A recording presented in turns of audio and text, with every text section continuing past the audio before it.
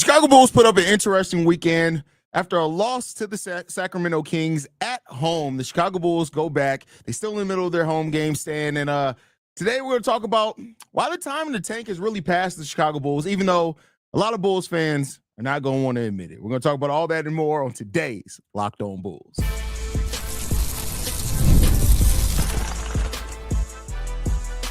You are Locked On Bulls, your daily Chicago Bulls podcast. Part of the Locked On Podcast Network, your team every day.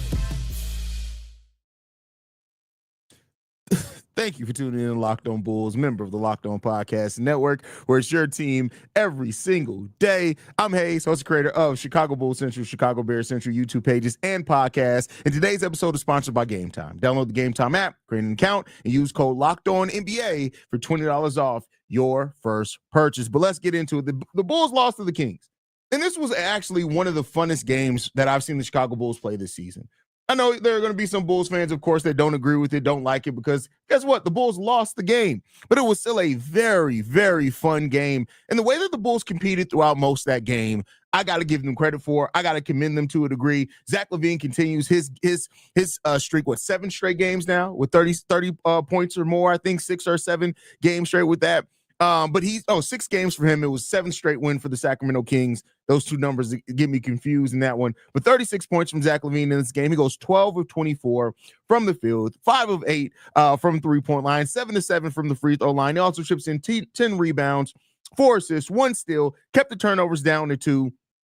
Zach LaVine played really well. And it seemed like this was going to be a game that down the stretch turned into Zach LaVine versus DeMar DeRozan. Even Zach LaVine guarding DeMar DeRozan on some possessions in that fourth quarter and played pretty well in that. Like, Zach LaVine didn't really bite on pump fakes, which I like to see, especially when you're guarding DeMar DeRozan. But it came down to execution in the fourth quarter of this game.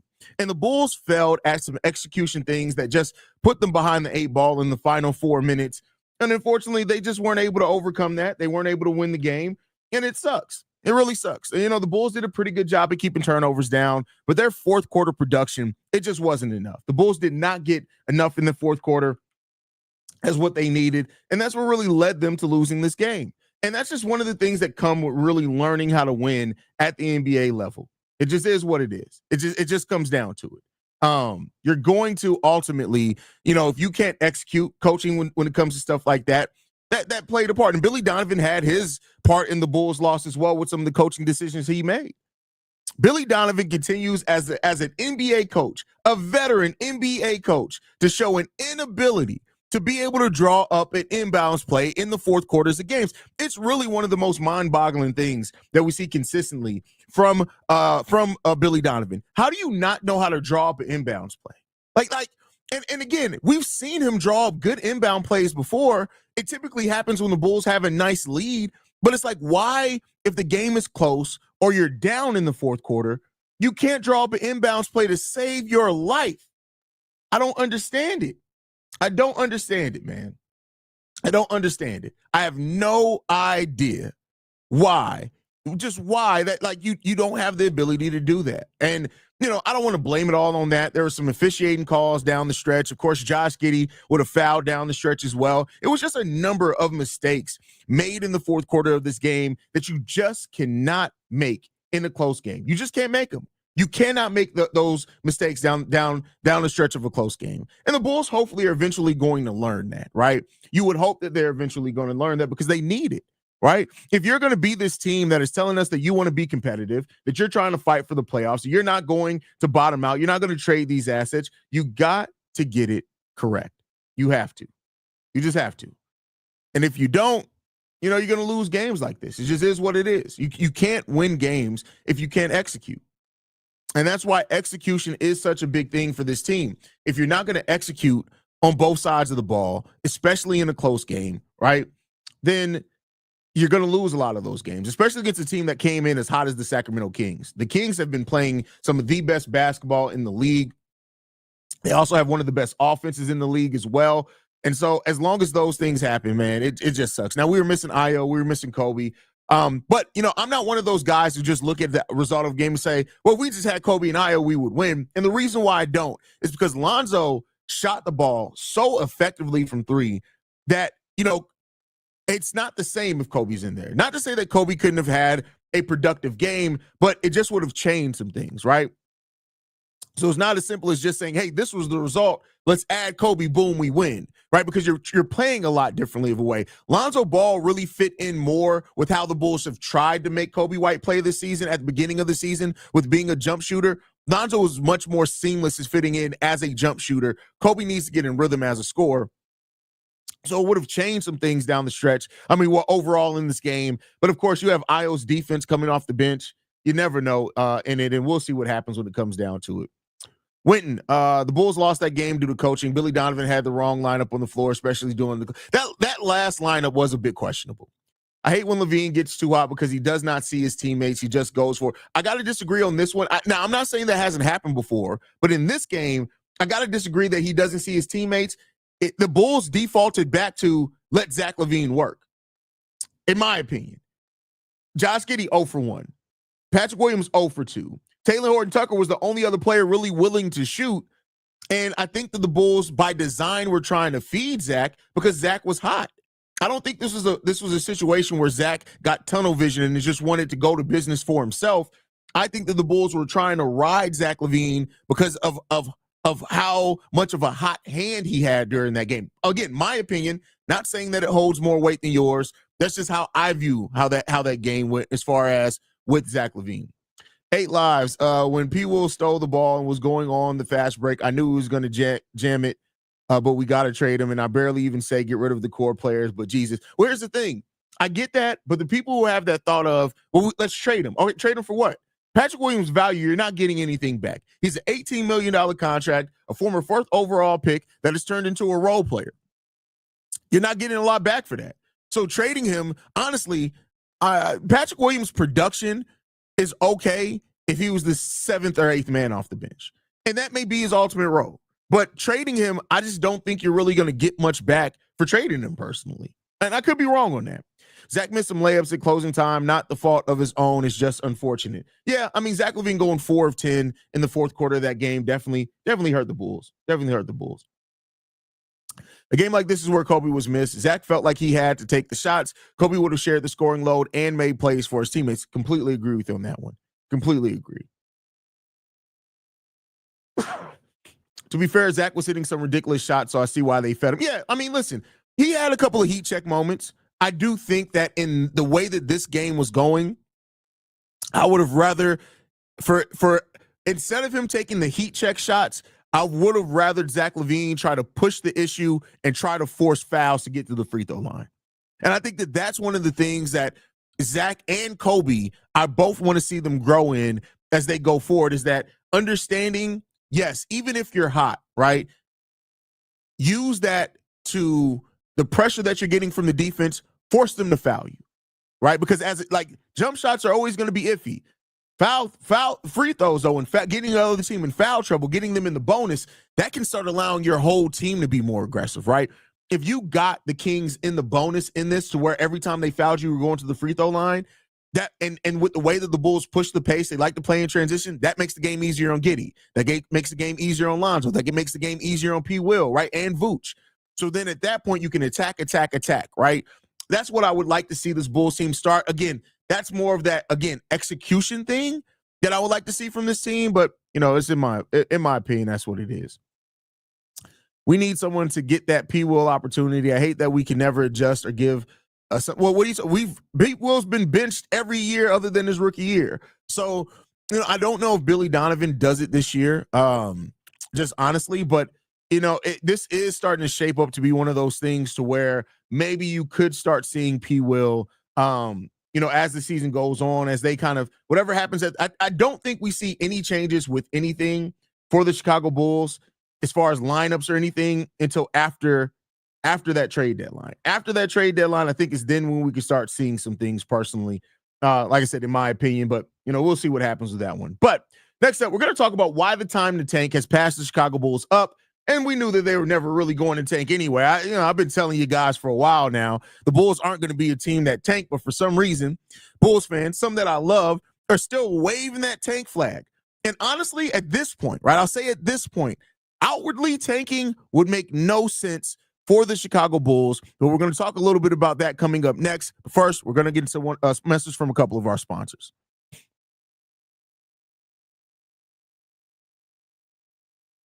I want to take a moment to introduce you to a brand new mobile game that I'm really excited about, Ultimate College Basketball HC. If you ever dreamed of becoming a college basketball head coach, this is your chance to step into those shoes. In Ultimate College Basketball HC, you control every detail of your program, from recruiting and hiring coaching staff to overseeing training camps, handling NIL deals, and managing scholarships. It's all in your hands. And when it comes to game time, you get to draw up offensive plays and set your strategy. The way you play won't just affect the current season. It will shape the future of your school's basketball program. It's a game that lets you feel the full weight of what it means to be a head coach and lead your team to glory. Here's a special offer for Locked On NBA listeners. Use promo code LOCKEDONCBB, all caps, inside the game store and get a free boost for your program. It's the perfect way to kickstart your coaching career. To download Ultimate College Basketball HC, just visit ultimatecbb.com and look it up on the app stores. Ultimate College Basketball HC. Begin your coaching legacy. Also got to talk to you guys about another one of our sponsors, and that is Game Time. Win or lose, rain or shine, there's nothing like being there in person at a live event. Whether it's a big game, a concert, or a comedy show, Game Time makes it easier than ever to find great tickets at amazing prices. With their new Game Time feature, Game Time Picks, you can also skip the endless scrolling and get right to the best deals on incredible seats. It's all about saving you time and money while finding the perfect tickets. Plus, you can use the super deal option to score top-notch seats at unbeatable prices. Game Time also gives you the feature that makes buying tickets stress-free, like all-in pricing, no surprise fees at checkout, and a panoramic seat view so you know exactly what your view will look like before you buy. Take the guesswork out of buying tickets with Game Time. Download the Game Time app, create an account, and use code LOCKEDONNBA for $20 off your first purchase. Terms apply. Again, that's code LOCKEDONNBA for $20 off. Download Game Time today. What time is it? It's game time. More Locked On Bulls coming up next. That's one thing about doing multiple Locked On shows now is that sometimes I forget which show I'm on. Nonetheless, with that said, y'all, man, I want to thank you guys, as always, for staying in tune and locked in with us here over on Locked On Bulls. But I want to talk about this, and this is a hot topic amongst most Bulls fans right now. I've been seeing guys argue about it, bitch about it, whatever you want to call it. It's all the rave in the kids nowadays. The Bulls tanking. And here's the thing that I'm going to talk about here, and I touched on this a little bit over on Chicago Bulls Central last night after the game. The time to outwardly tank is done. The only way that the Bulls can keep their can guarantee, I should say, they keep that top 10 pick is by being a bottom six team in the NBA. They have to be one of the worst 6 teams in the NBA. And I'm going to lay out something here to just plainly tell you guys why it's not happening. New Orleans, 8 wins. Utah Jazz, 10 wins. You have the Washington Wizards, 6 wins. The Toronto Raptors, 8 wins. The Charlotte Hornets, 8 wins. The Brooklyn Nets, who have lost 5 in a row and are actively shopping every good player that they have on their team. That's 6. While the Bulls only have 18 wins on the season, they are not going to catch up to any of those 6 teams. So the Bulls do not have, or it would not make sense for them to try to outwardly tank, which they never were going to do anyway. The time for tanking is done. It's done. Now, that's not to say that the Bulls can't increase their chances to keep their pick. They can. I don't know if they will, but they can. But the time they have won, and I always told people that have said, well, the Bulls have won too many games to keep their pick. No, they haven't. But they've won too many games to guarantee that they're going to keep their pick. And this team was always too good to do that anyway, right?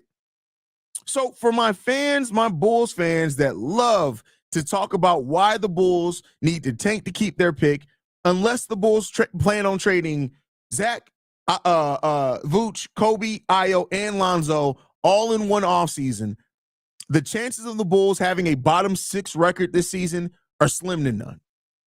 Slim to none. So either way, the Bulls are going to have to hope for luck. That just is what it is, right? They can maybe be a bottom 10 team. They can maybe even get to being a bottom 8 or 9 team. Right now, with the way that they're winning lately, That's not going to happen either. But the time has passed, and well has passed, for this team to be bad enough to make sure that they keep their pick. All they can do is increase chances and get other assets back if they're looking to make moves. And that is why I think, and the shift in thinking at this point, because of what the team has showed us, needs to go from, all right, tanking is off the table, but picking a direction is not. Right? It's not. And that's where we are right now. It's picking a direction. That's what this team needs to happen more than anything. It's picking a direction. Now, I'm not saying that direction needs to be, it necessarily has to be being bad, because I don't necessarily think that's the direction they're going to pick anyway, but it's about picking a direction. Now, what are those directions? One, you keep playing as hard as you can, trying to win as many games as you can. You fight for the play-in, try to make it out the play-in, and you make it for the playoffs. And then at that point, you continue trying to build this team out, get better, whether that be through trades at the trade deadline or waiting till next year at free agency, but you try to continually make this team better. The other direction is, all right, we're going to keep doing what we've been doing as far as playing these young guys and Dalen and Julian, but Modest, you're going to get more minutes, right? These type of things are happening. Or you go into a point where you're keeping your core, but you're still trying to gain assets where you can, right? And that would mean coming via trades like trading Torrey Craig and getting some second-round picks back. Maybe even trading Alonzo Ball as an expiring player and seeing what his value is worth. But I think that we are getting to the point, as this season continues to go on, that that's the most likely outcome. That's the most likely outcome. And we'll see what happens. We'll see what happens there. The Bulls are taking on accident right now simply because the Bulls have shown it to be really bad team. But see, I don't look at that as tanking. That's not tanking. That's just being a bad team, right? Tanking would be to then say, bet, we're going to trade Zach LaVine. No matter what the deal is, give us something. And a team is like, well, we got a protected first and 4 seconds for you. They're like, bet, we got that, right? That's what tanking would be. That's what tanking would be. So I can't say that we're tanking in any shape, form, or fashion. It's like you say, Hayes, we need to come up with a different phrase because we don't tank. We just have to suck a little bit more naturally. First of all, that is a bar that you can use in a lot of things in life. I'll let you figure that out. Giggity. Y'all do know that the Hawks last year playing team and got the number 1 pick, sort of like how we got Derrick Rose. Well, yeah, and that's why I said that it would have to take some luck, right? I'm not saying that they can't keep their pick. I'm just saying that they've passed the point of guaranteeing they can keep their pick. Very, very choice of words there, right? The lottery always rewards team that try. Trust me, I bet will. No, you can't say it always. That's not true. That's not true. Go back and look at the last 5 years. It doesn't always reward teams that have tried. It has at times, but not always. It's not a guaranteed thing. I feel that the Bulls shouldn't tank in general. The best way the Bulls can keep their pick is if they do a major retool and move from their veterans and try to win with the younger roster. Don't disagree with you there. I've thought that that's the best place and route for the Bulls to take for a while. Maximize development, focus on your young guys, and just try to develop those guys. That's it. That's all you can really do in a case like this, and hope for the best. Now, always when it comes to the Chicago Bulls, like we're not always we don't always have luck, right? Like that's unfortunately something that has eluded this franchise for years and decades. Is outside of Derrick Rose, we don't always have luck, but hopefully we can be on the right side of luck eventually. Like every dog has their day at some point, right? Exactly. At least get something back for Lonzo. We know he's an expiring deal. I know someone out there that could use a point guard. Yeah, I mean, listen, I don't disagree with that. But we just got to see what the Bulls are going to do. And again, you got to see what's out there, right? You need to have a partner to be able to make a trade. You got to have a partner to make a deal. And we'll see if the Bulls can find that out there, man. I think it depends on what value they hold, right? Some of these players, they have a very, very high value for, which they should. I'm not saying that they shouldn't.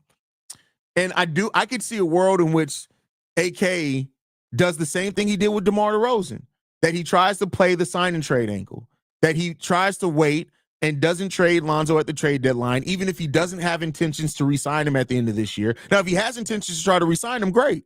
But if he has no intentions to try to re-sign him next year, and thinks, oh, bet we can force a sign and trade, you're going to wind up on the wrong side of history on that one, I feel, yet again.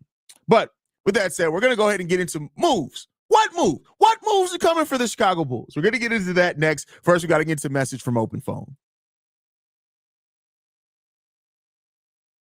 Running a small business means you're wearing a lot of hats. Your personal phone ends up doubling as your business phone, and suddenly you're fielding customer calls at all hours. That's why I don't do that on Chi-Town Sports Central. My personal phone number will never get out there. But as your team grows, managing everything with just one personal number becomes impossible. That's where OpenPhone comes in. It's the #1 business phone system designed to help you keep your work and personal life separate. For just $15 a month, the cost of a few coffees, you'll get a complete transparency into everything happening with your business phone number. OpenPhone works through an app on your phone or computer and integrates with tools like HubSpot and hundreds of others. Plus, it offers AI-powered call transcripts and summaries, so you'll always have a detailed rundown of calls and action items. Missed a call? No problem. Automated messages are sent directly to your customer, so you never miss a chance to connect. Right now, OpenPhone is offering 20% off your first 6 months when you go to openphone.com/lockedonnba. That's OpenPhone, OpenPhone.com/lockedonnba for $20 off, for 20% off your first 6 months. OpenPhone.com/lockedonnba. And if you have an existing numbers within the other service, OpenPhone will port them over with no extra charge. More Locked On Bulls coming up next. All right, Bulls fans, last topic, last segment of the day. Before we get into this last segment of the day, by the way, I need everybody, each and every one of you freeloaders. No, I'm just playing. You're not freeloaders. I love y'all. Go to lockedondaily.com and sign on for the Locked On Bulls daily newsletter, jumping right into your inbox. But listen, we're just like Zion Williamson. We slide into your inbox, but we do it with Bulls news. So it's a little bit different, right? A little bit different. So make sure you guys go to lockedondaily.com to sign in for the Locked On Bulls daily newsletter. With that said, now, with all this tank, not tank, whatever happens, you got to make moves. And so the question is what moves, right? What moves are out there for the Chicago Bulls? And if you believe Julia Poe, right, if you believe some of the other writers around the NBA, right now, the Bulls are in no serious trade conversations. And so does that mean that once again, we are headed to a trade deadline period where the Bulls will be completely quiet? Yes. As it stands right now, until I see otherwise, I'm going to fully and 100% believe that there is no deals that the Chicago Bulls make at the trade deadline. Now, I would love to be wrong with that. I would love to be able to come here a day and say, hey, what about that trade that either made the Bulls better, picked a direction, whatever it is, right? But once again, and I think that this needs to be said as well, because I think every year we have to rehab this conversation. I get it. We're frustrated. I get it. Bulls fans, you want to see this team do something. I get all of that. But this is not going to be a front office and a team that makes a trade just to make a trade. It's just not going to. It's not going to happen. I've been telling you guys that for years. And it seems like every year that people just want the Chicago Bulls, and I'm not saying you guys specifically, but there's always a segment of the fan base that just wants the Chicago Bulls to just make a move just so they can say the Bulls made a move. And that is not what this franchise is going to do, and not what they should do. The last thing that you want to get into is making a move just to make a move. You want to make a move that has a purpose and has an intention. Now, there are a few things that you're looking at, right? You can make a move to get better. Cool, great. You can make a move to clear out salary cap. Cool, all right. You can make a move to gain assets. You can make a move to to help make your direction more clear. And I think when you look at those, there are different moves that the Bulls can make in all of those, right? Moving off of Torrey Craig is a move. It would be a move to gain assets back for a player that's probably going to leave in the offseason anyway, right? Moving Lonzo would be more of a move to not only gain assets, but to take advantage of not just losing a player for nothing, right? Of course, moving Zach, moving Vooch, those are direction-changing moves, right? And so somewhere on that spectrum, the Chicago Bulls are going to sit, or they're going to sit it out. And as much as we don't like to admit it, that is a huge possibility for this franchise, is that a move is made to just sit it out. And I know that's the move that a lot of people are fearful that we're going to be in yet again. And I'm telling y'all here, if you're under the sound of my voice, no, I'm not here to ever sell you on something. I'm just here to speak the truth. That is the highest possibility chance here that the Bulls do nothing. And what comes to that is what comes to that. You guys can let me know how you feel down below, man. Thank you guys so much for tuning in. Make sure you guys are following us at Locked On Bulls. You can follow me personally at CEO Hayes. Locked On Bulls is free and available on every podcasting app and platform of your choice, as well as YouTube, the Odyssey app, Amazon Fire TV. Every place you need us, we're there. Love you guys. Go Bulls. See Red. I'll be back tomorrow. Peace, y'all.